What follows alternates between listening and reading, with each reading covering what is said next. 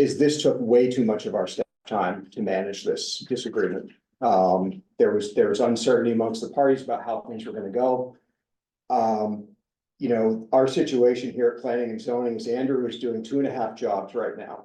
And we don't have an FY25 budget approved yet. We are in a challenging situation, keeping the lights on, keeping the permits moving, keeping the town out of trouble with some of the statutory shot clocks we face when applications are filed. And what happens between the town and the community forest needs to occupy like about an hour of Andrew's time a week maximum. And the way that we think that can happen is by setting some policies for how the staff's going to manage the organization of these two things. So you can read the memo, but the upshot is maybes don't work well as determinations on town events that are going to happen on the community forest. If we're discussing an upcoming event in this committee, we need everybody to come out of this meeting with a yes or a no. Yes or a no, unless a fault opens up and swallows the community forest into a pit and nothing can happen. In other words, unless there's a really extreme circumstance. And we think that particularly during the mud season, the default answer about events is just going to be no. Unless there's something that everybody agrees is compatible somehow with happening at the forest during a time when the trails are very, very likely to be closed due to conditions. And, you know, with the climate we're dealing with, mud season can be a pretty long season here. So we would really want to see that those decisions are made here. If there's disagreement about whether the forest will be in a condition to hold a certain event or not, that disagreement gets talked about here at this committee. And a resolution is reached here. That's really the time and capacity we have to invest in this endeavor, is to keep this committee running, and that's part of why it's here. So that's events. On volunteer activities, mostly what we've outlined in the memo here is that the town staff needs to know that volunteer activities are going to happen. We need to know far enough ahead of time that we can inform the family center staff that that's going on and have that conversation. And you know, we need to be able to be in the loop ahead of time enough to talk about that and make sure that everybody knows what's going on. And also, very importantly for our liability, make sure that anybody who's volunteering on behalf of the town has signed a volunteer agreement with us. Yeah. So that's it. The memo took a lot longer to write than that, and it'd take longer to read than that, but that's what we want to lay out for the committee tonight. And then you folks can discuss it. We can answer follow-up questions as needed. So my concern is just, I mean, I know one of the conflicts, or maybe that's the wrong word to use, but what, you know, one of the things that needs to happen is maintenance on the bird boxes, and I don't know what that is, but I don't know what time of year that is. And I know events and volunteers going out are two different things.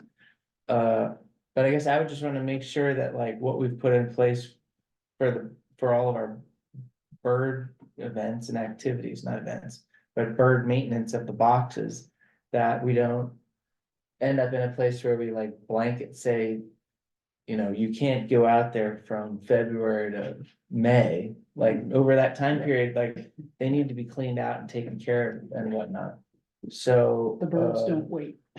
I get when we had talked about like volunteer, like you were gonna manage like when volunteers are going out and what, and like if we do, I don't know if we're gonna do a yes or no here, but I mean, maybe like, and I was thinking more about the like the wonderful thing that you put together with all of the bird, I don't know what to call it, like the bird boxes. Right. And then we don't mow the field, like there's sort of like a thing, like a formal event, like Catamount Outdoor Family Center has races. And the community forest has established like a bird program or birding program. I'm not using the right words. Yeah, it's a bluebird trail. Like maybe we want to put some definition around that. So like that we can have agreement on and like just make sure it's taken care of on an annual basis, like. And I don't know what that schedule is, so like, if you look at a calendar year, maybe there's like, maybe this is an opportunity to formalize. Our birding program to be like, here's what has to happen throughout the calendar year, here's how it's gonna happen, and just make sure that. It's not like one March, we're like, oh, the volunteers need to get out there this week. And we're like, oh, wait, no, it's too wet, and we have to say no, because we're just yes or no people now, which I appreciate the simplicity of that, and then, Yeah. but you know what I'm saying? Yeah. We just wanna be proactive and not have Right, that program suffer, yeah. you know what I mean? Because if I can jump in, because I can see there are organized events sponsored by the committee, for instance, a bird observation Mhm. day where you might get 15 people out there. That's something that needs to be scheduled. As The a- maintenance program is very more opportunistic by the day. For instance, I'm planning to be there tomorrow or the next day. Tromping around by myself, and staying out of everybody else's way.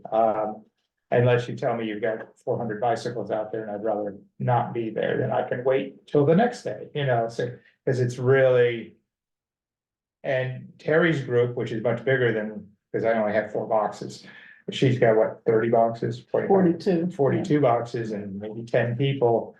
Again, as volunteers, somebody says, oh, I can be there Monday and check my 6 boxes or something like that. It's very, Right, you can't. it's not. It's not something we put on a calendar over a broad spectrum of weeks we do, but Yeah. I guess my concern is just the one section I understood the trails were like closed, and there was a concern, one of the volunteers was like, hey, you're not supposed to be back there, trails are closed. But I just wanna make sure that like. I don't know how we reconcile that, the trails are closed, but we need to get in there over this time frame. So I, maybe not for here, not for now, but we might do well as a committee to like. Write up, like, here's what the birding program consists of, there's 2 sets of boxes. Here's the annual activities their maintenance activities that need to happen. And then we proactively get that onto the calendar so that we're ahead of it. So, I just don't wanna have that.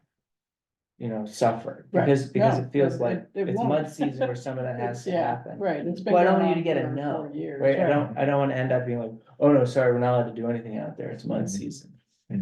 So I think, just to start off is that this whole, issue around an event that didn't happen and, it just brought up something that's been simmering for a long time. I mean, there's been issues going on with access before John came, after the town, acquired the land. So this is a constant, shuffle. Belinda could speak to it, Simon could speak to it, Andrew probably could speak to it. It's just an ongoing, outdoor center and the other, whoever the other is that there's been some conflict. And I just want to say that, we're all stewards of this piece of land. And that we all have a responsibility for the forest health, the, wildlife habitat, environmental projects, community outreach, and all those other things that we're both all working towards to, bring people there to experience, this great piece of land that the town of Williston owns. And, the Nest Watch program, like Reed said, there's certain time of the year that you have to get in there. I clean them out at the end of the year in the fall, but over the winter, things happen. So, mice get in there and, the wind blows things down. So, there's migration time. The birds have their own time schedule, and so they're migrating here March, April, May. And so what we need to do for this program is to get those boxes ready for the birds to come back before they start making nests and things like that. Yeah. So there's like, pounding posts and things like that, so I have to disrupt some of the boxes. So, I need to be able to get in there from anywhere from like late March during April, before they start nesting in May. Where all these boxes are located are two access points. So one access point is what I call the Velco Road, so that's Woods Trace Road. And that's a highly, it's a highway, I guess The I'm gravel? gonna say, it's, you know, severely graveled and, you Yeah. know, no damage to, you know, is gonna happen to that trail. And we can access a lot of the boxes from that trail, you know, to get to do the maintenance on there. You know, Velco, you know, has access to that. I mean, obviously, there's power lines out there. They need to maintain those. That's one. Then the other access road is from Jim and Lucy's. Their, you know, driveway, basically, and it's a right of way that is, they have given to the town. No, they haven't. So we're just using it. Yeah, Okay, so we're using Jim and Lucy's, and Jim has talked to me and he said, oh, you're, you know, authorized person. yeah. You know, you yeah, can go there, so, That's you know, right. so I use that, it's again gravelled. You know, walking on the, you know, on that driveway and then getting to the end, to the fields. We can jump off and go into the grass, so there's no way that, you know, us checking the boxes on the rest of the property, that we're gonna be on trails, yeah. And, you know, the other thing is that, you know, we have Harold, the farmer who pays the fields there. He needs to get over there and spread fertilizer in April. So he has to, because he's trying to get a cut So before. help me making understand, are the- these all the areas where you've had problems? I'm trying to understand, like, you're going through all the access, like, I need to use all of those two as well spots. to, Two spots, the Woods Trace, which Yeah. is a gravel road, and then Jim and Lucy's. and have you drive. been, have those been closed? That you couldn't That use? the outdoor center, I guess, says that's a trail. I mean, I guess that's. What I'm taking is that you're saying that we can't access the boxes because No, we're not using trails. let me just ask a simple question. If there's specific trails that are closed, All the bird boxes that I can does get to that, okay, don't need a trail. We can On- go off into the grass and the reeds and things like that. down the elbow trail? Yeah, You know we what go elbow into is? I mean, you just come out into the grass area and you go right into the reeds. And I mean, so you don't really have to step on any So I trail. think this is what would be good to formalize, right? Like the bird boxes can be accessed without going on trails.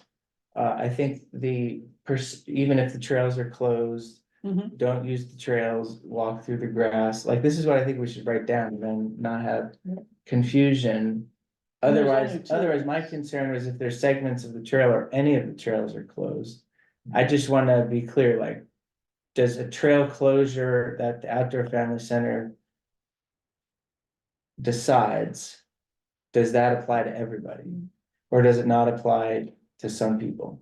Okay, so, I mean, as volunteers of the town, you know, with this project, which the town has okayed many years, 4 or 5 years ago.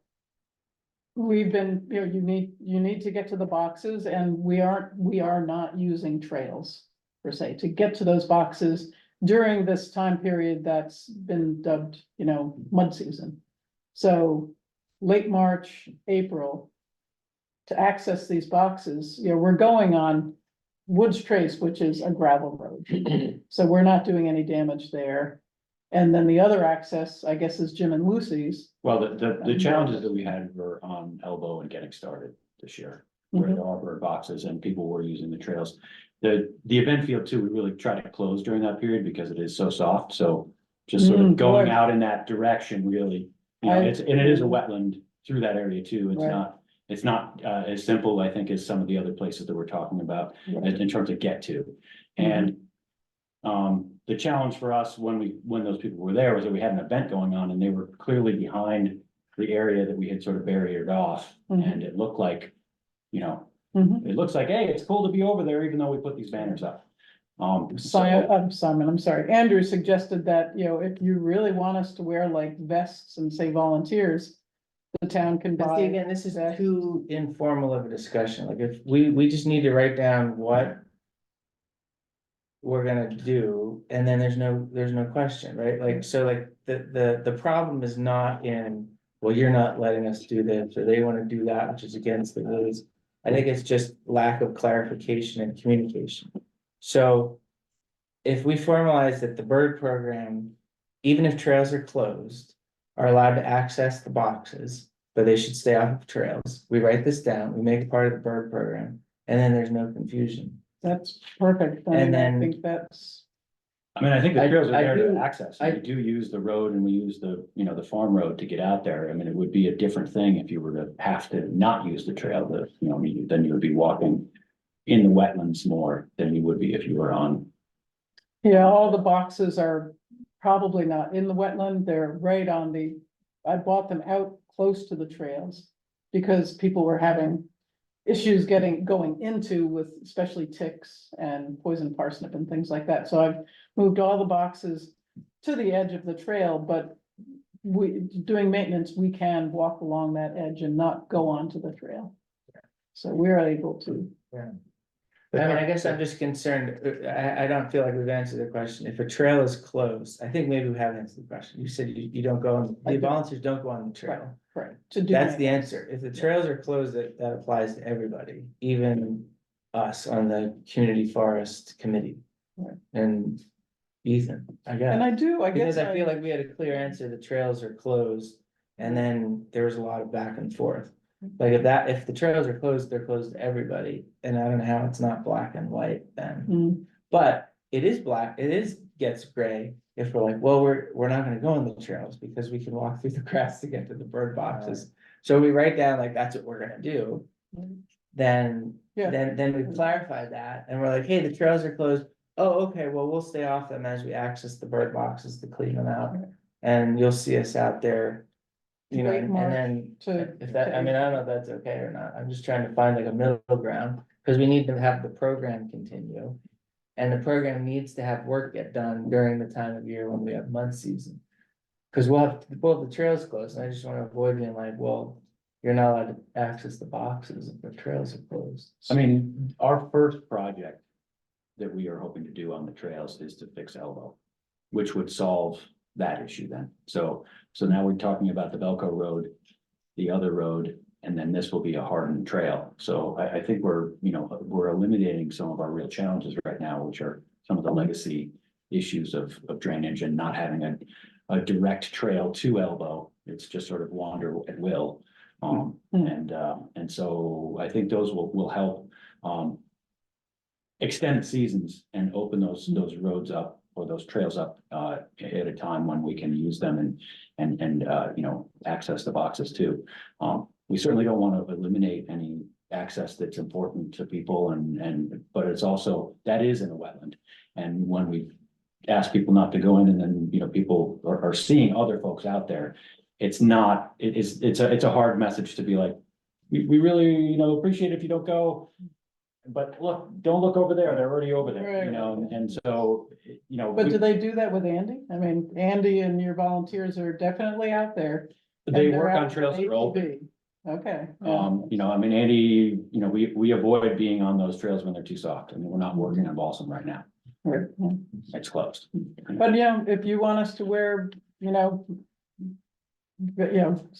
vests or something to designate that we are, part of, we're not just people there walking around. We're actually volunteers. That would just say to someone, oh, we can't go out there because we're not a volunteer. And it That also would just- help the staff be like, oh, they're. Right. And then the volunteers, if we communicate with them about like. To not go on the trails, if the trails are closed, whatever you just said, walk in the grass to access the answers. Like if volunteers know that, if they have the vests, and then we write down a policy that says. The boxes need to be maintained during this time of year, irrespective of trail closure. You should have access to it. The volunteers will wear vests and be directed to stay. It says, does the town feel that this is all necessary? I mean, So, Well, I is mean, this the al- really, we're I going mean, the to like alternative is, extremes. the here, alternative is, sort of. the alternative is we just have a wink, wink, like, oh, well, hey, these people don't need to obey trail closures. so Right? I mean, right? I mean, what I- else would it be? I don't know. I mean, we're not on the trails. That's the point I'm trying to get across is that when we're going out to these boxes, we're really, the trail, we can get to all these boxes without going on a trail. And I don't consider Velco road a trail. I mean, even though it's called Woods Traces. None of us Trail, have had a challenge with that. Right. It is literally Yeah. only elbow and getting started where Yeah. we're in a wetland. Right. And it is very obvious that like somebody is out there. Mhm. And I think, you know, being off trail there isn't necessarily a better thing. Because it Yeah, doesn't. it's not, I mean, I walk out there. I'm the one that's walking out there. You're walking, I'm not leaving any print. It's grass that's been laid down over the whole winter and you're walking on top of all these reeds Yeah. and so it really is pretty stable. I guess I'll answer your question, because I like when. I wanna honor your question. Is it all necessary? I mean, we're sitting here having this discussion. I think anything we can do to avoid having to have this discussion in the future. And if we say like. Maybe we just say, you know.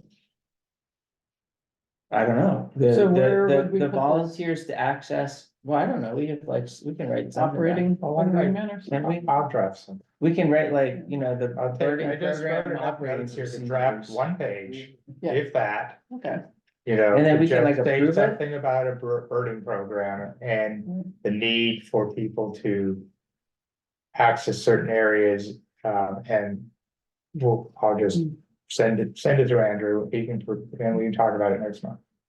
Now, will this kind of, Because by next month, we're out of the mud season anyway, so we already are, yeah. yeah, that's true. So will this kind of include also, you know, we have volunteers that do invasive work. And so we do have to close trails sometimes for safety for, you know, people that are walking, running, biking or whatever. If we're spraying herbicides, you know, and that happens generally in the summer and we're out there usually like 10 to 12. Yeah, I think usually that would we go got- on an events. Yeah. Event list. No, this is a volunteer. I'm Right, still on the but it's volunteer. still, I just, an You organized guys gave day. warnings last year when you No, came it's in. only two and we- people. and No, we- it's only, You guys gave warning last year when you did this. right, Yeah, and that's we- not an event, that. a Well, dark and we day is closed not the a- trails because we wanted to be proactive about it. right. Right. We have to have it on the spreadsheet. I think that- We have it on the spreadsheet. Okay. It's a page that we've added, there's an events and then there's a work page, Right, very similar. It says Okay. what time, what day, where. And a description of the. What we're treating. Okay, okay, so that's good, that's covered, I just didn't wanna lose, you know, just covering the nest box. yeah, Volunteer and then not have the, you know, herbicide. you know, yeah.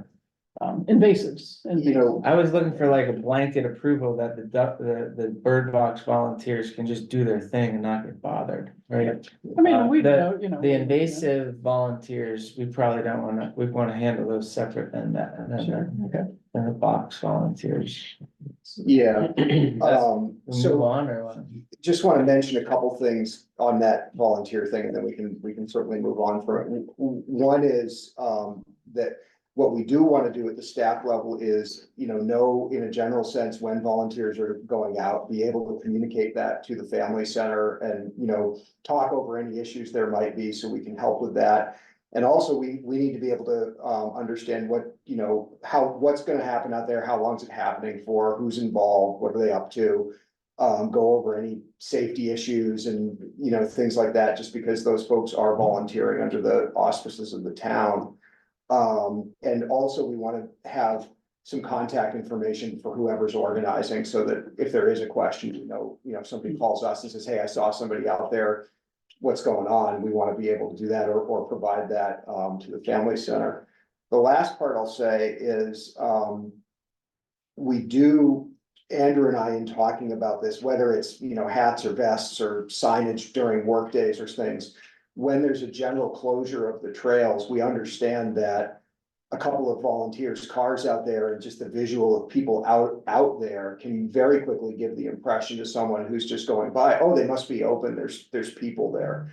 And I'm interested in ways that would be most effective and least burdensome that we could communicate, you know, that there's something going on there that's not just the trails are open. And, you know, we can make a sandwich board that a volunteer can take out, just leave behind their car that says there's work going on, but trail closures in effect. You know, we've done any number of things when we've done work on our other properties, but help make sure we're holding up our end, that we're not creating the impression when trails are closed that, oh, it's wide open, I saw people there. I mean, I know there's people who just drive up to Catamount, no matter what's going on, and hop out and Well, head on in. I will agree there, because You know? today's the 9th, so my wife and I were out there doing the Ducks Box monitoring.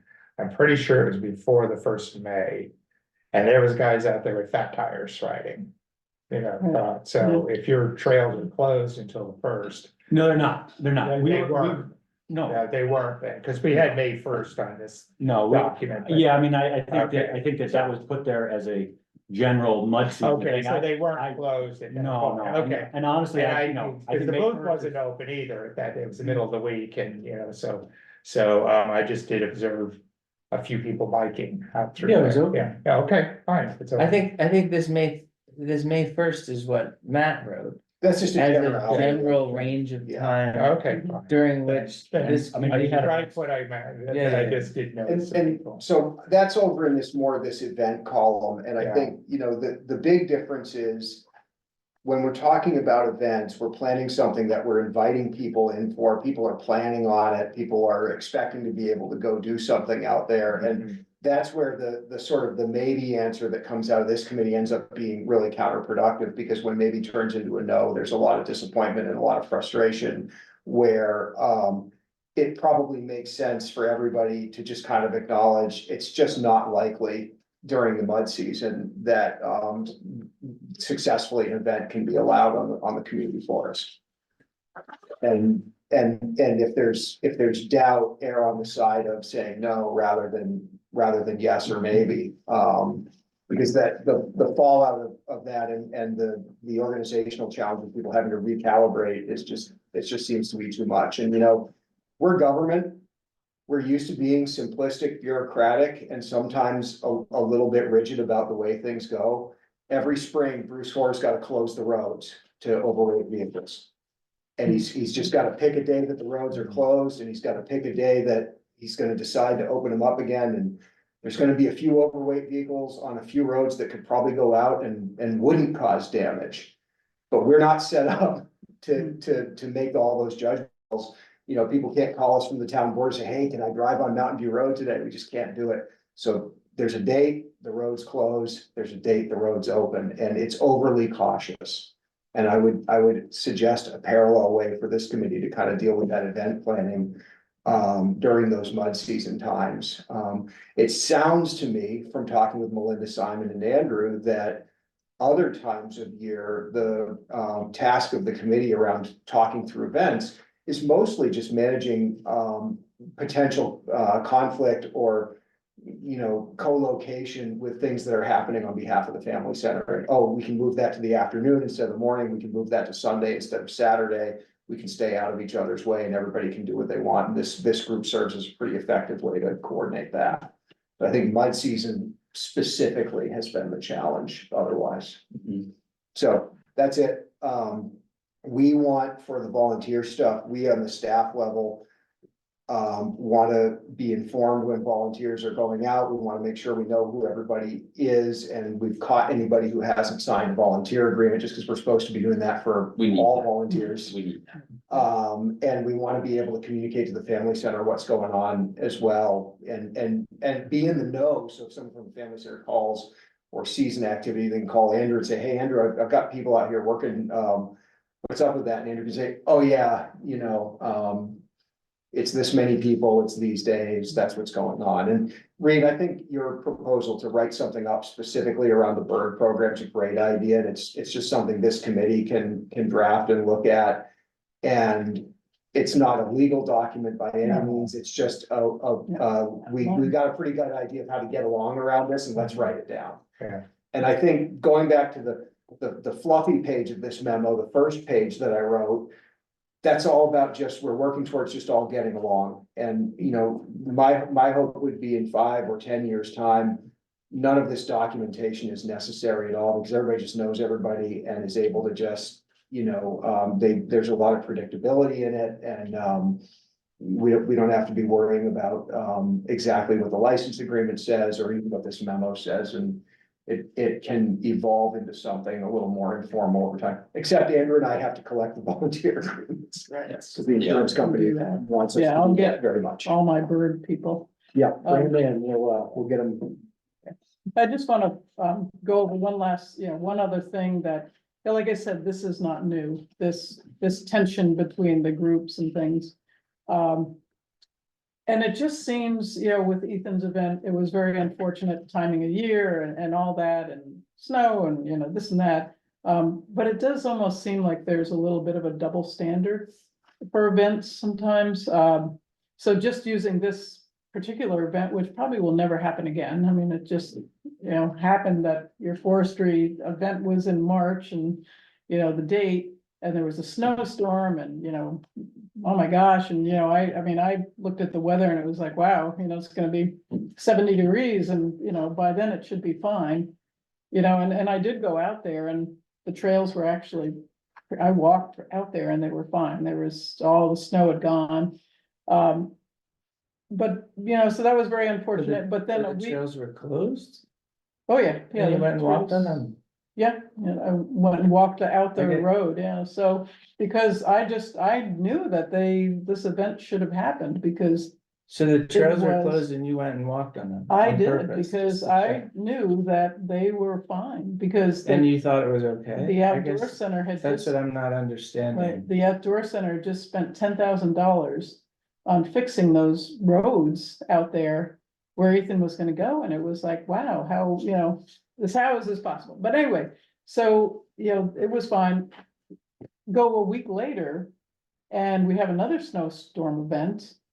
And the outdoor center had set up an event for the eclipse Up on the hill. up on the hill, and lo and behold, that was okay. It was opened, people came, and people were okay to do the outdoor center's event, but. A week before, it wasn't okay for the other event to happen, and then 2 weeks later, you guys had your spring opening events, yeah. And it just seems, I just wanna just throw that out there, that it just does seem to be like a little bit of a double standard around that trail closure thing and whether, it's okay to have an event or not. But like I said, I doubt it's ever gonna happen again. I mean, we probably won't, yes, now it's like, okay, mud season is not a good time to have it, Yeah. to plan events, and like Matt said, no more maybes, and that's what it was. It was a maybe. We were just hoping that, because of the way the winter was no snow. I mean, really, it came at the end. So, Yeah, but I just hope that, from here on, the events will, we've been doing them here at this meeting. yeah. And mostly they'll be taking place after May 1st and through the summer. Okay. I appreciate the input and I can see your perspective. I think you're reading motive into it. I think to the extent that we have granted the Outdoor Family Center the authority to open and close trails, if you truly believe they're opening and closing trails to spite town events so that they get canceled, I think that is a problem of Yeah, I just- lack of trust. I mean, I think, like, if we truly believe the Outdoor Family Center is trying to spite Ethan's event.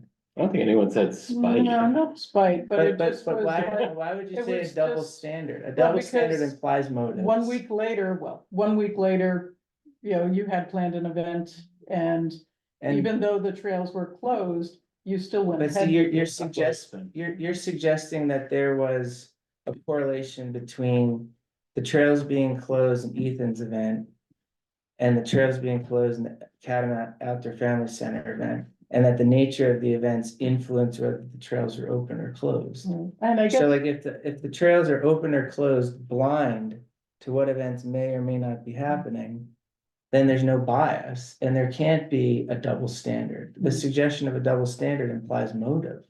Like if we, I don't know, like either we trust the Outdoor Family Center to open and close trails or we don't.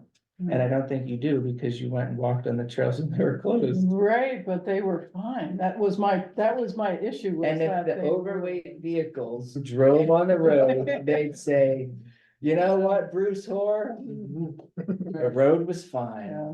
I don't, just, I don't like I- your opening and closure of it. I mean, I think, like, we need to avoid, like, the not trusting that everybody is trying to do the right thing, Mhm. right? Do you think John is trying to do the right thing and opening and I closing hope so. trails? I mean, I hope so, but I just. But it you was have just to, so you have to unfortunate assume that- noble intent, like, you have to assume that people are trying to do the right thing.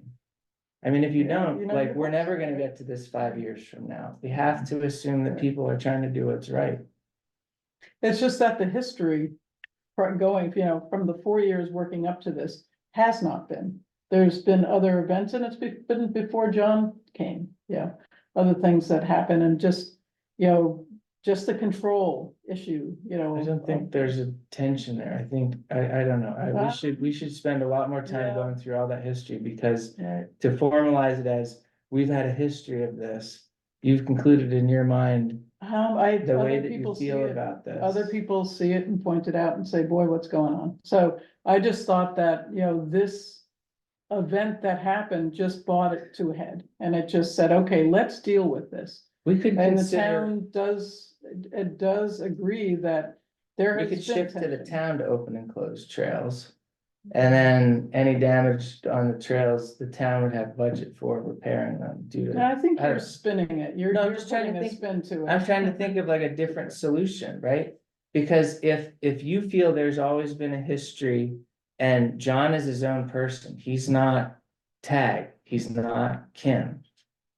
And if you today don't trust John to just independent of what event is scheduled, to open and close trails. Trying to do the right thing, assuming he's trying to do the right thing, and you're pegging him into this hole of. There's been a history of this, therefore John will behave that way too. I mean, he's just Mm. trying to do the right Yeah, thing. but I just wanted to put it out there to say that I really, going forward, I just want. There not to be, I want there to be, both parties to be on an equal Ha- playing ground. I don't know how we get to the point where we have trails closed. And you trust that he was trying to do his best. I mean, I think every time he closes trails, you're gonna be wondering. I guess I just can't, Won't you? I just am saying is that the two events. A town event 1 week prior, and then the next week was an outdoor family event. I think you're reading all this Yeah. conspiratorial, I don't think that's what Terry's saying. I think Terry's saying that there, But she there said may it be a was different, like, biased, right? She well, no, said she's it saying that was there might be a double standard for like A an double. outdoor center event, so outdoor center opening, closing the trails, and outdoor center has their own events. The town also has their own events. Understood. So And then I just both of walked those should be through all of that. evaluated equally. There's no talk about spite, there's no talk about But bias. if you take it as this, are the trails open or closed? That's an independent decision.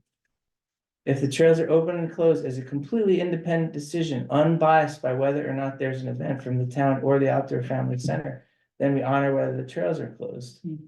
And I think for this particular event, I'm saying it was, depending on the conditions. So when the committee under Simon made the decision back in, February, whatever, March, it was going to be that the condition was gonna be looked at. And that's why I said Yeah. that Friday, I went out there and it was fine. It could have sustained a group going out with no damage. So that just kind of led me to believe like, well, why? So you're reading motive into it. No, I'm. Why is a motive question? Oh, boy. Why is a motive But question? it was Is it fine, not? but the thing is that the trails were fine. So I just don't. But the understand roads why. were fine for the overweight vehicles. Like, I don't know how we get to, speaking as a CCF board chair, not as an outdoor family board member, speaking as a CCF committee chair. Do we trust outdoor family center to open and close trails and make the right decision? And will they make mistakes? And if they make a mistake, are we going to question it and go and check it out for ourselves? Well, I think it was. Because as a mistake, committee, we have yeah. to decide what to do with the outdoor family center, right? I mean, I hope we all can learn from this experience. That's what I'm trying to say is that I hope that, I just think it was quick to say that no, no, it's not gonna happen. When ultimately it was okay. So I think moving forward, we can just say, okay, granted, it probably won't happen again. This situation won't come up again because we have a little bit better understanding about, okay, let's just say mud season, no events. We're just gonna wait till May 1st to start booking events. But just, I want to move forward ahead and just saying that, whether it's mud season or it's, an event, a trail running event that, maybe could be moved, there's some flexibility within working with both sides. So it doesn't have to be mud season, it could be like, a race that you're gonna have over on a certain side when you do have flexibility to possibly move the race on the other side of the road, whatever. But Yeah. but I'm just looking for, and I think the town is to, from here move on with just, okay, let's start on a clean slate and let's try to work together. Because Yeah, it's been difficult. It's been a difficult 4 years for.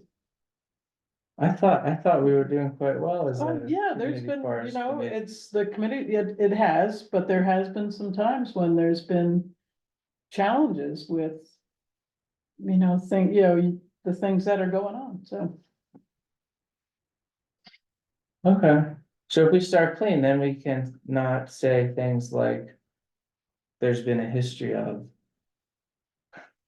Right, yeah, if so, we're starting clean. So from now, we start clean, we go forward. yeah, and we'll have an agreement on, when volunteers need to be over there, we won't have anybody. Like trying to kick people off and, we'll just be, okay, this is So- what's happening, we're So having. again, volunteers. people trying to kick people off. That trail was closed, somebody was on the other side of the road during an Yeah, event. I know, we've been through this. Closed trail. But I think We Using understand. offensive language. But see, your language does imply motive, somebody trying to kick somebody off, I mean. They Oh, that are, was- they're trying to enforce the trail closure, either we trust the outdoor family center to We have. don't trail even enforce, closure, we just say, hey, And we honor these are it. closed, we're asking people to stay off. That's it, we're not out there like, The get out of vol- here, you suck. Oh, There's none of that. It The is, volunteer did feel pretty, the volunteer, she was shaken up a bit, I must say. this is by John Homiller, our 68-year-old, the nicest guy you've ever Yeah. met. He it literally goes out and like, he wants to Yeah. make people feel welcome there. So maybe she felt that, but it was not from him. She might have been, felt like she got caught doing something because No, I she mean, just, I don't know, but and I do want to address the trail closure because I went out the day before because we had to have an idea of whether we could do this or not. We couldn't do it the morning of. And I took a picture and sent it to everybody with standing water on the trail. Right. There was still frost in the ground out there at that point. It was just a little bit, but there was still some frost in the ground. And to send 20 or 30 people out there to us seemed too much. I don't even close the trails. Andy decides which trails are closed. I back him up on that. He's our trail manager. And, the work that we did to repair the roads was not throughout. It was only in the spots that were impacted by the logging. So, not the rest of the trail got worked on, and we certainly did not, spend $10,000 on the roads. So just to clarify that, and we really, it's frustrating to hear that you are a better judge of whether trails should be closed than Andy is. And so if you have problems with his choices, and I will back him up on that too. I went out and looked. I was not just gonna be like, okay, Andy said it was closed, it shouldn't be open. I went out and looked and took a picture and sent it to you guys to help you understand why we were doing this. So it was not just like, no, we don't want them to be out there. So this is something we take seriously and do not randomly close for any reason. Well, I wanna sort of, since we started this by writing this memo and asking the committee to take this on, I do go back to the fluffy first page of the memo and just, Catamount is an incredible place. Williston is insanely lucky to have such a resource as both the land and the family center within its boundaries, and there aren't a lot of other towns in Chittenden County or even Vermont that have this kind of resource. And going back to 20 years ago when I worked for a consortium of land trusts on Cape Cod, I talked to my boss and I say, people walk by this stuff every day. They enjoy this stuff every day. They have no idea the work that went into it coming into existence or staying in existence. The public good that's created around land takes this phenomenal amount of work so that the other, 10,090 people in Williston, besides the 10 that know what's going on here, just get to go out there and experience it as this amazing good thing that they have in their town. And they have that because of the hard work that folks like you all do. And partially because of your willingness to sit down at a meeting like this and have this hard conversation that, frankly, Andrew and I kind of instigated by writing this memo and saying, let's hash this stuff out, because we can't dedicate the staff time to do it outside of this part. So thank you to everybody for participating and being honest and sincere about it. And I think if there's willingness to move forward and work together, the whole rest of the public just gets to experience this public good, unclouded by any worries about how much work it took to get there, which is what you want. You want everybody out there enjoying it. You want it conveying the environmental benefits that it's conveying and all of those other things. And so, I don't mean to shut the conversation down, but before it goes any further, I did want to say, at a staff level and in terms of the mission that the planning program carries out in all kinds of dimensions, which is to, enhance and maintain the public good. Thank you for your work and your willingness to speak candidly on this tonight. That's it. You can talk about it more. I don't mean to say you can't, but I don't think that was a good wrap. I don't know if anybody feels okay, we should move on to the next agenda item. We're running a little late. We should stay within our allotted time and be done by 7. We have the Act 250 permit update, and then we have the other business. So, John. So we've been deep in our trail planning for the last 8 months or so. For Act 250, if folks are not aware, we tried to do a permit for Elbow, Balsams, and Three Rivers last year with our wetlands folks and with Act 250. Tina Heath, who is the Chittenden County wetlands person, came out and walked with us and she's like, we'll do this one permit, but after this, you guys got to do a network-wide permit. We can't do a one-off on this. And she listed other places that had been trying to do one-offs and they were just cutting them off. When we got late into the season and realized that we were not going to be able to get permit for these 3 trails, we pulled back and said, okay, we need to do the whole network all at once. So that's what we've been focusing on, is understanding what works, what doesn't, why, what might work, and then all of the access challenges that still exist for the property. So we've gone through and with a really critical eye, which pieces of trail are not working and how do we either go around it or eliminate it, and which things based on, are not having winter anymore are valuable. Are steep ski trails really valuable anymore? We can't use them in any season. So we're really looking at the steeper sections of ski trails as potentially not being there anymore. And that we will let those, we'll actively close them and let them grow back. So tonight, I think to limit our discussion though, and my presentation, I'd like to talk about the access challenges that still exist. And the opportunities around those and the long, sort of the implications of what any of those might mean too. So as we discussed the farm road that goes along the house there, we don't have permanent access to that. And it is likely to go away. There are two other ways to get into the south side. One is a deeded access towards North Williston Road. And not directly across from the oval, but close to across from the oval. That is not built, but it is part of the easement and the plan and Jim and Lucy, you know, have given permission to use that piece. It does go through a wetland. Pretty much from the road up into Applesauce is wetland. Ideal, right? So that's one way in. The other way in is, I'm sorry, we have two other ways in. We have the wetting field, which goes into Sheep and Blackberry and then around the pond on Southeast Connector, and then the Southeast Connector, which is down by Catamount.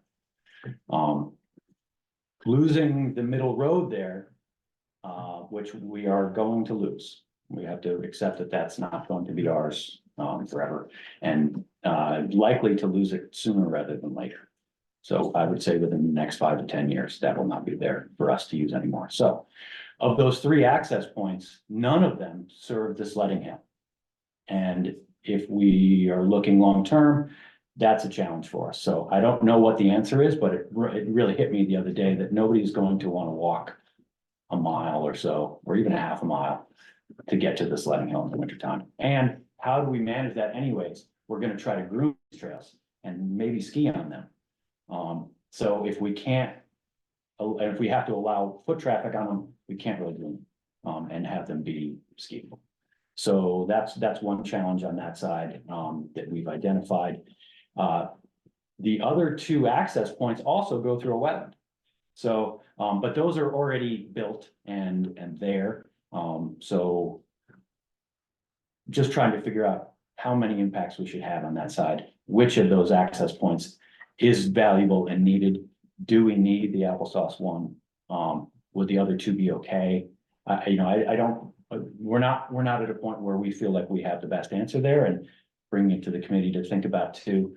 And the bird boxes along that farm road would have to go away too. So anything that was on the actual road itself would have to be moved. There's one that is actually Jim and Lucy's, Okay. so. It's an old one, yeah, so there is no bird box. Yeah. Okay. So that's the south side access issues. North side access issues, Cabin Run is not, that is private land. And several of the little loops in there are also on Jane and Grady Big Nose land. They have offered to give up easement, which is tremendous value to the town and to the network. We are working with them to do that. Our thought is, who owns that access, or who owns that easement? Is it the town or is it us? And we did the work to get it, but we want it to be for everybody forever. So how does that work? It may make sense that the land owns the easement. Which is kind of like saying the town, but having it, Just putting it out. having it attached to the land may be the way that makes sense, but I'm not a land use attorney, so I'll reserve. Yes, because the owner of the property gives the easement Yes. Well, right, so I think to something or an entity, right? the idea is you just want to make that kind of thing as permanent as you can, in whatever way works, so we can talk about that, but I don't want to slow you down here. Continuing back up towards the parking lot, we do not own Night or Getting Started as trails. Those are largely on Jim's sister's land. And we have been informed that we cannot or should not ask for an easement on that. And that it will likely also go away. So the Night Loop, the lower Night Loop and Getting Started will also likely go away. So any bird boxes and any infrastructure that we have on there will also probably, there are a bunch on Getting Started. I mean, I'm sorry, on Night. night, bird boxes on nights? Night One moon? night, yeah. Oh, that little one over there, yeah, so there is, I mean, it goes along the edge there. You're There are right, 3 or okay. 4 that go out that way at least. right, okay. So, Because okay, is that where I thought the line was over a little bit. it's not over that far. Huh. Interesting, because I know we've done some invasive management over on that side, and I just assumed Laura knew where the line was. And It we would be mowed good. there, we mowed this past, Yeah, I think before we mow again, we should really be clear about where that Oh. line is. okay, because I know that when the land is posted, there's signage that says, no hunting or trapping. So I'll have to look for that again. Is that, what's, He's a large. so there must have been some. Oh, really? Oh, well, oh, There's a yeah, oh my bumblebee on gosh, it. a bumblebee, I yeah. don't know where it came Did from. you bring him in? Fly in, it just walked up. I don't know. I didn't hear him. I'm not gonna mess with him. I'm gonna let him sit. He seems quiet. Yeah, and- He's happy, yeah. Whoa, until he's over. He's Yeah. lost his space. Send him over to planning. committee. So it's okay, Anyway. we've gotten whole chipmunks out of the office. Oh, nice. You just put them in a little bag and carry them outside. Yeah, I actually like that. They'll probably stay right down there. Hans is going for it. Oh, there you go. Thank you. There you go. Yeah, so I'll check. Return it to the I'll- pollinator. I can share maps with you too. I mean, the Vermont Atlas is awesome for that. Okay, It yeah, has all the property boundaries. It has all the delineations of the wetlands that are currently acknowledged and Okay. and all that stuff too. So it's, so those are, and these are on Jim's sister's land. Okay. Yeah. And so. She's telling you, she's not giving you a date. She's I just I've talked to Jim about it and because we had a discussion about the yearly access agreements that we Yeah. sign with the 3 landowners that own on that side. Yep. And I said, it's time for us to go and get this signed. He said, don't do it.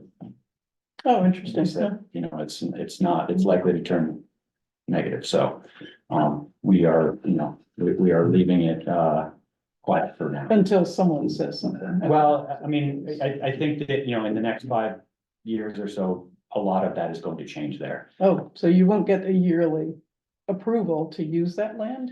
It's really a handshake. It's a handshake anyways. You know, So we are there for now. Right. she said yes to Jim at one point in time to put in this, into the ski trails. Okay. And she hasn't said no to anybody Hmm. since then, it seems. But But if you But ask if her you another don't, yes. if you don't have it in writing and somebody sells the property, you Exactly. could be very well out of it. Well, yeah, Well, if it's the in access writing, agreement goes wouldn't away. change anything about property. Yeah. That is, it is still, that piece of paper is a handshake and that's it. Yeah, Even if they sign it, it doesn't hold any legal yeah, weight.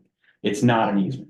And the And- easement is the only way to have that Right. level of, And same for Jim and Lucy's driveway now, correct. that's just something that, and you're assuming that when they're. no Again, I've longer asked there, them and they said, no, it's not going to be. They won't get transferred to the next owners. Oh, no, it will. I mean, that road will transfer, but our access. to it Right, won't. that's what I was asking, your access. And we Use can't that. expect that it will stay. Right. Okay. We are, the fact that we use around their house in a very large way now. Right. I doubt anybody will continue. The next with us. owners, The yeah, next okay. owner. And they do that because they love it. And, Yeah. but I Fair. don't see other people loving it. right. Okay, And certainly not to the extent they do. Right. That being said, that really puts a lot of weight on the Velco Road and Elbow and Balsams as a way in to the network. Mhm. So when we are going for our Act 250 permit and then it's seeking to build immediately, that is our first, we've identified that as our first priority. Because if these other places go away, then we are at least managing and maintaining and improving the one-way in on that side. and the town does have funds set aside to put in a new access road. Down near his, where the skating loop used to be, isn't there a, That's what we were talking about. But, okay. but that goes through the wetland, and I'm questioning whether that is really of value when we have these other two. Okay. Is it, and $20,000 is not going to build it. that is a fraction of what it will take in a wetland. So. So I just, these are the challenges that I've sort of identified in our access points. And what the long-term effects of them will be. Or at least some of them, it's hard to crystal ball it, but the sledding hill really jumped out at me. I was like, oh, you're not gonna be able to just walk in. It's gonna be a much longer process. The only thing I could think of was to have essentially a boardwalk from the wedding field across to the bottom of Goose Hill. But again, we're talking about a wetland boardwalk and, probably $500,000 to build that based on other projects that I've been involved with planning in and the length of the boardwalk needed there. So not insignificant. And then the other piece that I, wanted to chat a little bit about is that we've been doing a lot of wetlands info gathering that we are paying for. And it's something that I feel like is of value to the town and to the committee and so, I'm wondering if there's a way to help support that. Especially as we, are trying to improve the trails and make them less impactful and more sustainable and open more. As we discussed, so that they are more durable. And that is the tiny bit of what we have going on, but also one of the most important things that we have going. So, and then one other thing that I did want to bring up really quickly is that the fixes for the logging project, the field where the log landing was not part of the repair work for us. But Jim was very passionate about fixing it, so he has been out there actually fixing it. Oh, I saw the harrows on the back of his tractor. Yeah, I wondered what he was harrowing. He's out there repairing that field for us. Yeah. So that on top of the extra work and costs that we absorbed, we're looking more at about $20,000 investment as opposed to the 10 that we were reimbursed. So to keep that in mind as we go forward into our 2026 project, which is the 2026 logging project that is scheduled for higher up. And we want to make sure that that when we get into that one, we're a little further ahead than we were for this one. A piece of this that kind of hit me recently was that, yes, we were reimbursed for our time that we put in to repair the trails, but essentially that took me away from the office for 3 weeks to a month. And so that time was not accounted for. And now I'm like, oh boy, I'm behind again, and so if we do this again, how does that get accounted for? Because it takes away us from our other jobs to do this stuff. So I came with a lot of questions tonight and challenges that I don't have answers for yet. So I did want to bring them up, though. I have a couple questions and I don't want to interrupt anyone. No, I'm done. I'm done. I'm interested, I'm obviously newer to this. I'm wondering about the timeline, it's a goal timeline for the Act 250 project. We want to get it in this summer, get our permits in, or the application in. Okay. It's going to take a lot of back and forth to get that thing signed. And we're talking about 25 miles of review. I don't know that it'll be, super fast. And we have to go through, the board, this committee, and essentially, I guess we don't necessarily have to, check in with the land trust too much, but they also have to be involved in whatever we send to the town or send to the state. Yeah. Because everybody needs to sign off on this stuff. And so when I say this summer, maybe that's aggressive, but and for us, we can't really do anything until this is done. We can't fix anything. We can't, people are like, why aren't you fixing the corner, by the fence there? Why don't you put some stone in there? And it's like, well, that's a material change that we're not allowed to do without getting this permit. So, where even Jim was like, how come you're not, I used to just drag, stone out and dump it in the holes. And I'm like, I'd love to be able to do that, but we can't do that now. We have a different overview and process. And so we're in a place where we can't do a ton of things that that need to be done and that we would love to do, we know how to do, but we also need to make sure that the state is happy with how we do it and, you know, all those pieces. So there's a lot of moving parts here. This committee recommends things to the select board, right? So like, will the select board need to look at the Act 50 permit, or how will we?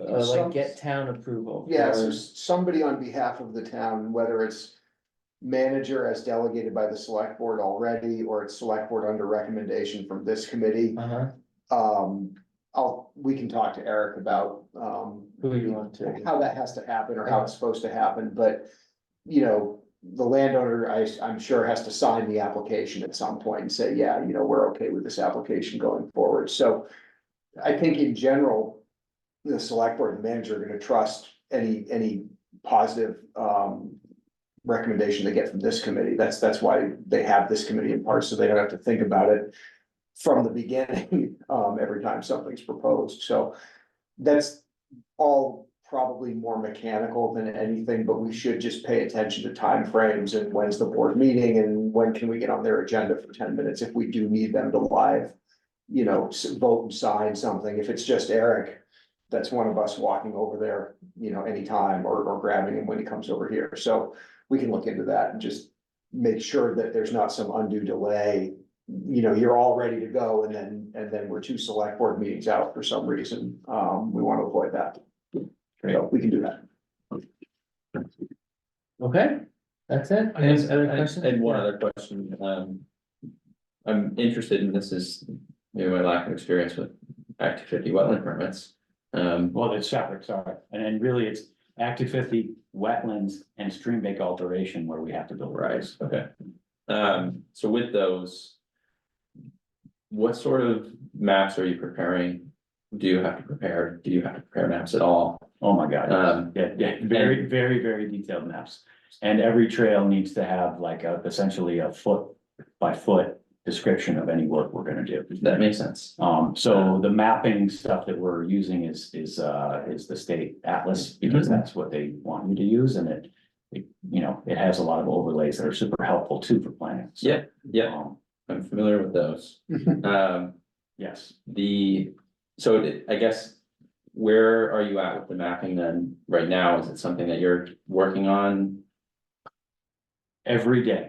Okay, yeah, I guess the reason I asked is because I think it would be helpful to be looking at those as we're reviewing it, and I just So- wanna be able to schedule enough time and, We're at a point where I'm close to sending it to the Trails Committee and the board. okay, And then once they review and are like, we like this, we don't like that, and we, you know, we make our changes there, then I think, you know, we will be ready to bring it together and share share it with everybody and let everybody, because it's gonna take time. yeah, It's taken me a long time to sort of just learn the network in my brain so that it can make sense.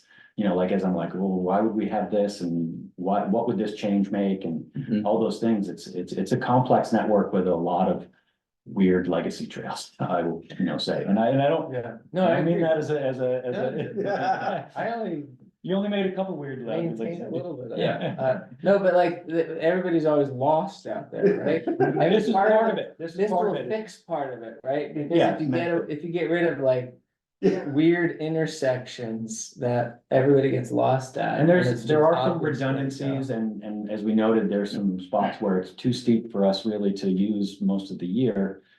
It doesn't make sense for us to have a trail that we can't use. So we're looking at it, you know, from a usage and maintenance and sustainability impact, all those, you know, standpoints. I think that my 2 questions are related, and it's the, you know, I think at least 2 reviews of, you know, 1 review where we're making comments or able to prepare comments, and then if there are any changes, then another look would be important here for this board. But I'm just wondering, you know, is that something that we can do at a meeting? I would send this so that people can take it home. I mean, this is, Right. this is not like we'll sit here and go through every trail by trail. There's too much. You know, I mean, when Andy and I sit there and talk, we usually are like, okay, where are we talking about today? We're gonna talk about this little area. You know, because you don't, you can just get overwhelming, you know, as soon as you pull back, you're like, oh, too many problems. This is, yeah, I think it's good to be saying these things out loud, at least for me. I'm relatively new to this process. I don't know how much the board has discussed this. I mean, this Did you just see that came up committee? fairly new, I mean, this has just been in the works for, Like last half year, so there yeah, was. right. I mean, we did the trail planning meetings and talked about our overarching goals and, you know. Okay. It's probably like the third time this committee's the second, it may be second or third time this committee's like covered the topic. Mhm. Each time it's, you know, at its next step. Yeah, great. Yeah, partly me getting up to speed, partly I think just trying to think through, okay, what's our timeline? We meet once a month, so, yeah, I mean, honestly, as soon as we have something to share, I want to share it because I want people to, Yeah. it's gonna take time. Yeah. And, we're not at a place where, you know, we have tons of it, so. It'd be nice to see it as it goes along instead of just getting the whole thing. all at once. Well, I mean, we're at a point where we're almost like, okay, this makes sense now. Mhm. And then we will share that because, you know, Yeah. there have been dead ends for us, you know, where we just realized that like, that's not gonna work, so we're gonna shift. And, you know, having everybody watch us chop up a piece of garlic and then realize that we didn't need garlic and this. You don't necessarily need to see that, but you know, when we get to the point where we're like, I think this soup tastes good, we're gonna send it out and let everybody taste it, so. Good. Any other questions? Otherwise, we'll move to the other business. Agenda item. And invasive updates are first on the list. yes, so, I'll talk a little bit about the fact that, this. I think the last time that this committee discussed it, the goal was to have, I believe it was something that you prepared, Ethan, submitted to the select board.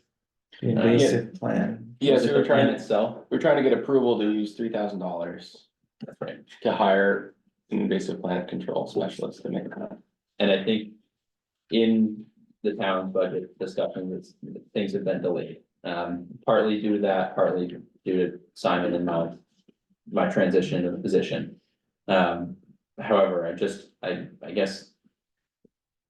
I don't know if everyone in the room also knows that Ethan is leaving his time with the state.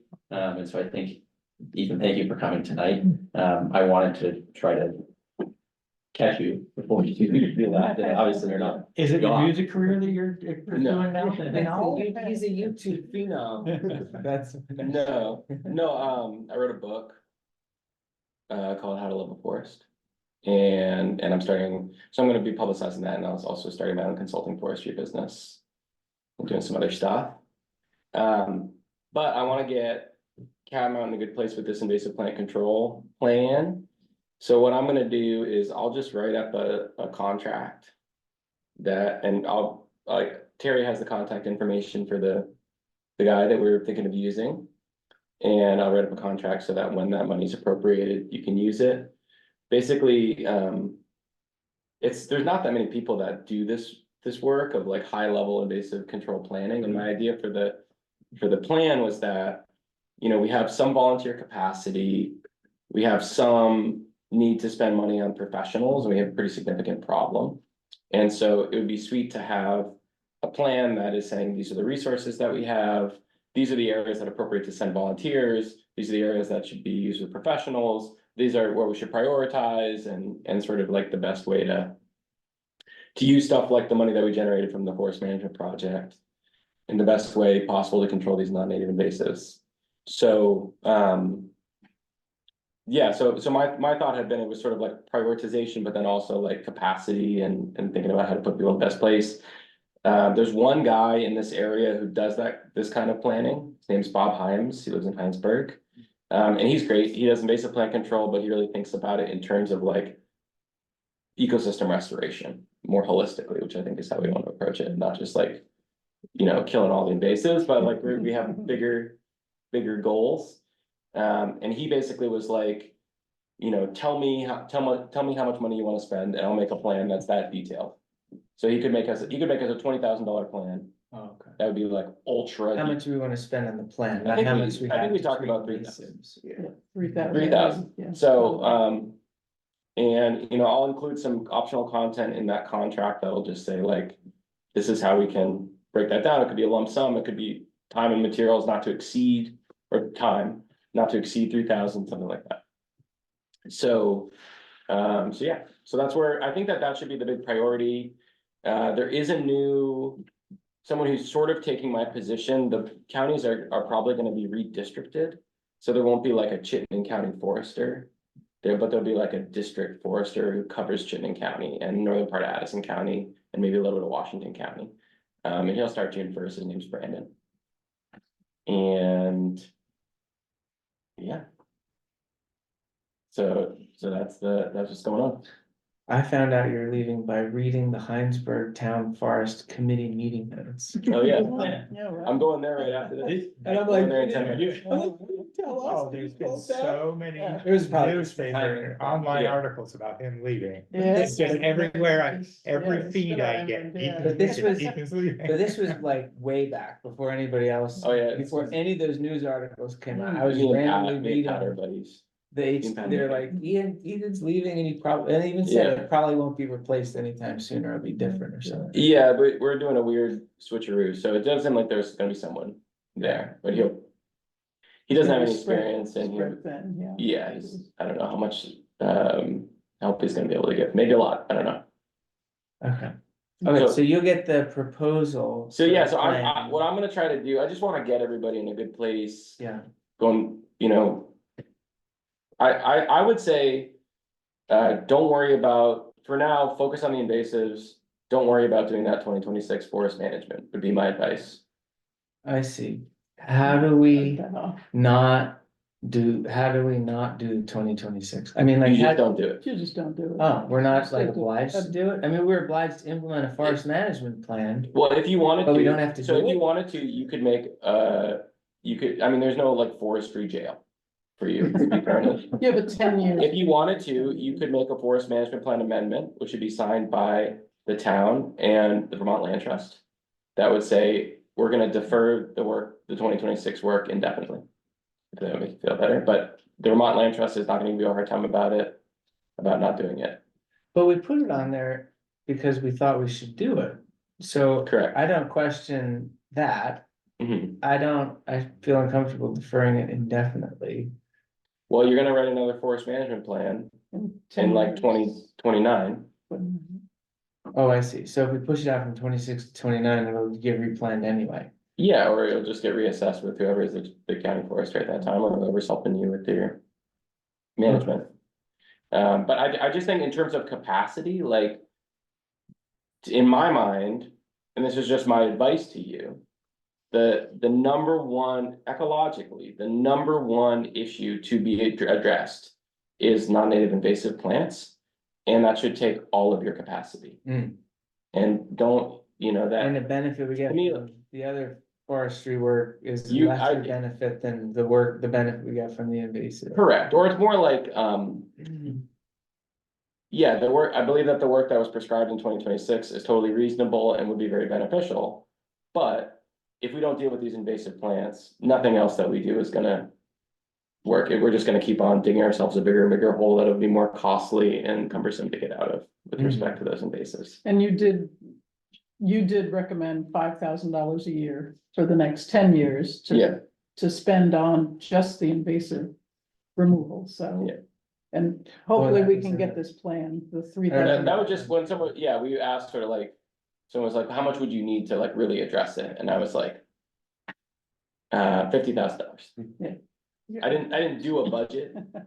I was just like, I think that it would be something like that over the next 10 years to like really get it under control. It's totally controllable. It's not controllable without using herbicide. But totally controllable using a combination of professionals. And volunteers, mostly professionals probably, Right. but volunteers are also doing some very impactful work as well. And yeah. So I think I just would recommend that that's the priority. Okay.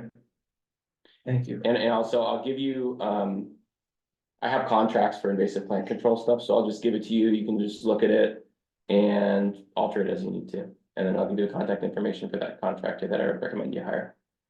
Okay, and you'll give that to Andrew. Sure, yeah. And Thank you. they've been in there before, they've been working, as well as Yeah. Bob, so Bob's been Yes. there for a few years, and so has this. As will, yeah, I'm just gonna make a note for myself to send that contract. Moving on, because we're running out of time, 5 minutes, paint. To cover forestry project markings. I don't know if you recall that conversation in the woods, Ethan. He did Representation. a few, he did some, covered up some of the blue paint. Yeah, right? Yeah. But, it, Would there be, my recollection, I mean, everybody has Yeah. a recollection, if you recollect differently. My recollection was you had some more brown paint. And we asked if we could use it, and then I don't remember if you volunteered to come out and do it anymore. I don't want to pin you to that. well, But if you have so brown paint, I have brown paint, and but we it's could- like, it's with a special paint gun, oh, we don't have that. Yeah. special gun. right? How much is one of those guns? Probably like $100. $100. Yeah. Um. So, yeah, and then there's also, special tree marking paint that you can apply with the brush. That's in like a gallon Get a can. gallon can Yeah. and just go, and that Yep. might be the easiest way if you really wanna cover it. Yeah. You know, because you We- gotta have to get pretty good with the gun. We collectively We- as the CCF. I mean, I'm thinking of this as a CCF thing. I don't know. I mean, I guess. How, does it take how many years to disappear? It'll take a few. A couple of years, I mean, I mean, it'll take probably more than 5 years. more than 5 years, Yeah. So, I mean, if we got a gallon of Yeah. paint, is that something your volunteer crew would be interested in doing, or? I mean, again, we're now, doing more work for this Okay. logging project, and not that we're opposed to it, but it's, it's stuff that we're gonna not do other places. We can do a CCF volunteer Yeah. event. We can put a note out. Yeah. I mean, we could. I mean, volunteers do- are volunteers. You can. Yeah. And that's We can money lead to it take away from the from committee. invasives, but, Well, How many, I but we mean, can- how far does a can, if we do the paintbrush? And how many trees do you wanna paint? I mean, I don't think we need all of them. There's some areas where it's like, oh my gosh, every single tree is blue, like on the far outside of Sandman's, I think. There's one section where there's like, you stand there and there's at least 25 trees with a lot of blue on them. In one area. I don't know. You could try to put it out there and get invasives, I mean, we can look in to see how much the paint is and. Brushes and stuff like that, I just don't see it as a huge priority, I'm sorry, it's just. Something that I would rather be spending my time. Dealing with the invasives than I would the blue paint. But. We could see if anybody's interested, I mean, see how many people it really does bother, and I mean, maybe those people that. Are That's a fair really, point. If yeah, we have adamant volunteer about time, how. the invasive work is. Right, I mean, I really, I have a hard enough time getting people to help me with the invasives and. To try to see if I can get somebody to volunteer to go paint blue, over blue paint, I think it would be tough, but. Yeah, it's Good all, try. it's all a personal passion. So we're at time, but we have some events, don't we? So the conclusion is, I guess. I don't know if the state had paint for us, or we should plan if we wanna do the work to buy paint. is it special brown paint or is it just brown It's paint? just brown tree marking paint. I have a quart of it. I'll give you it if you have that tree marking. The paint, if you get that paint gun, you can use it. Right, Oh, it's just a quick. but $100 to spend on. But yeah, Yeah. but I don't have the capacity to do this in the next month. No, I didn't think you would. I thought you maybe had paint for us, so. I do, and it needs to be applied in a special way. So I can tell you what kind of paint, if you wanna buy the other kind of paint and you wanna apply it with a brush. I can tell you exactly what to buy. And isn't it forestry supply or something like? Yeah, it's bark mark, That? Yeah. tree marking paint, and I would just use the boundary marking paint and color brown. Bark mark, tree mark, okay. Yeah. I just, right, Yep. Alright, well, if I'm so motivated, I might ask us to get a gallon and I'll go out and see how far a gallon goes. do it myself. You You could guys, you get guys have been some- wanting to do a staff retreat. Yeah, right. Team building exercise. Have it- Yeah, right. No, but have it- Run over those They branches. should do invasives though, that's. Yeah. Okay, so what else? I gotta go to Hansburg Town Forest. Okay, Thank you. thanks for joining us here. Thank you. Yeah, you bet. Thank you, Ethan. Good luck with your Yeah, thank book. you for everything you've done for us here and Appreciate after, before us. 'cause I was kind of it's joking huge. about your music career. I knew that you were going to be doing something. Yeah. Spray Oh, can. no. These See drugs. y'all soon. Thanks. All Ethan. right, take care, thank you. Where's the bathroom out here? Oh, around that, Right around the towards corner. kitchen, Actually, he's just keep going. the one other thing I think I didn't have any events, Oh. Right, there's nothing that the nominations for chair and vice chair. Matt, maybe you can speak to this a little bit. Do we need to nominate someone today to then vote in June? Or can No. it be a nomination in June? If folks, I mean, this can take as little or as much time as the group wants it to, but, if folks are interested in stepping into a leadership role or, talking amongst yourselves about that, it's just, we wanna get it voted and set up so that we know who it is, at the start of the fiscal year in July. So that, we have it accurate in the town report and, turn the fiscal year is a good time to just change leadership over. Start talking about drafting your town report, that'll come out in December and, what's the other thing? Oh, like, think about any training we wanna do in the first meeting of July, like, re-review conflict of interest ordinance and stuff like that. And we do it with all the committees we serve, so. Leadership changes is one of those, so I'd say if people are thinking about it, think about it now. Work it out in the June meeting, take the vote in the June meeting, and then. We know you're set up for July. Okay, so then that'll be on the agenda for June. Okay, and hopefully Danielle will be able to make the next one, so Otherwise, she'll be everything. I shall be right. You're here, you're here. Yeah, that's right. And I know then, how this goes. oh, yeah, that's the only future agenda item. So we're adjourned then. Alright. It's 7:02. Not Nice. too bad. No, it's 2 minutes over. Not bad. Thank you, Carrie. Thank you, Reed. Yeah. Call it good. Thank you, John.